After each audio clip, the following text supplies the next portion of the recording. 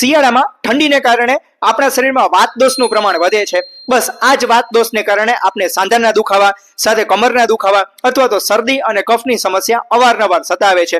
પરંતુ શિયાળામાં એવી 3 મીઠાઈ કે જે સ્વાદ સાથે સ્વાસ્થ્ય પણ આપે છે, તો આપણે તે જરૂરથી ખાઈએ। તો તેમાં સૌથી પહેલા એટલે કે ગોળ અને તલની ચીકી, એટલે કે મિત્રો ગોળ અને સાથે તલ, તેમાં બંનેમાં વાયુને દૂર કરવા માટેનો ગુણ રહેલો છે અને જેથી કરીને આપણા શરીરને ઇન્સ્ટન્ટ એનર્જી પણ આપે છે અને સાથે સાથે તે કેલ્શિયમ અને આયનથી ભરપૂર છે।